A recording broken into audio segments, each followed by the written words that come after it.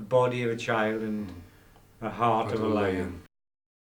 Well, Eddie and I probably knew him roughly about the same time, and of course he was a bit older then, but we were associated with all the boys who were in at the beginning, and of course they had early memories of even when he could just about walk with calipers. And that very first team was composed of carpenters, electricians, teachers. Terry was a Cambridge Don.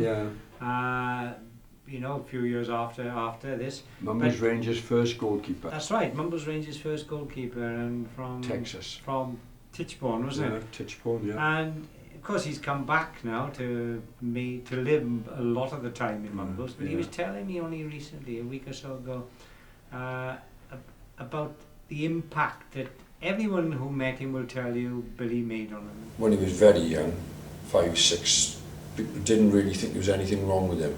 It's from about 6 years of age on to around about 10, and people started to realise that his body wasn't growing normally. And I think when he got to about the age of, you know, he always wanted to play football, but obviously he was limited in movement. So I mean, they'd stick him in goal, or he'd try and do something. But obviously, by the time he got to the age of 12, something like that, he had to be confined into a wheelchair. I can remember Billy Jones when I was about 11, 12 years of age. Down the park, I used to go down there with my brother. For me, at that age, he was sort of a little bit of a frightening character when you first met him, because you saw this guy in a wheelchair and very deep voice. But when you got to know him then, and you were introduced to him, and you could see his passion for sport and things like that, and people playing, he was a very generous and kind man. Came to the Rangers, heard about Billy Jones.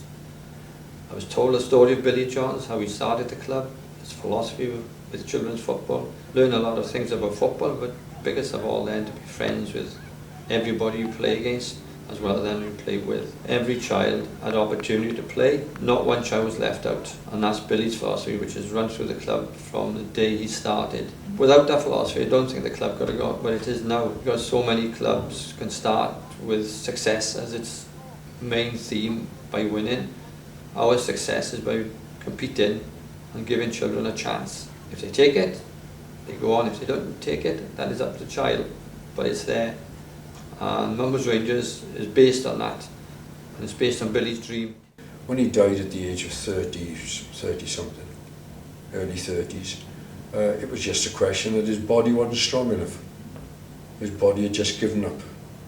And you know, 30 is a young age for anyone to die really, but in his condition, I think by that time in life he was struggling. It was a tremendous loss. I was about 23 when he died, and I'm not ashamed to say it that the local church was full to capacity. Myself and 3 or 4 of us, I mean, in that particular row in the church, I mean, you just couldn't stop crying. It was much too emotional to hold back any tears. I mean, people were heartbroken because, I mean, he did so much under his conditions. It was only when he was gone that we realised the loss. If Billy was alive today, I'm sure he'd be very proud of the club, from the fact that when Billy actually died, we were running 3 senior sides, and I think we had an under 18, under 16 side. And today we've got 18 sides, ranging from 7 years of age to 16, with 3 senior sides. But I'm sure that if he was alive today, he'd be very, very proud of this club and the way it's driven itself forward.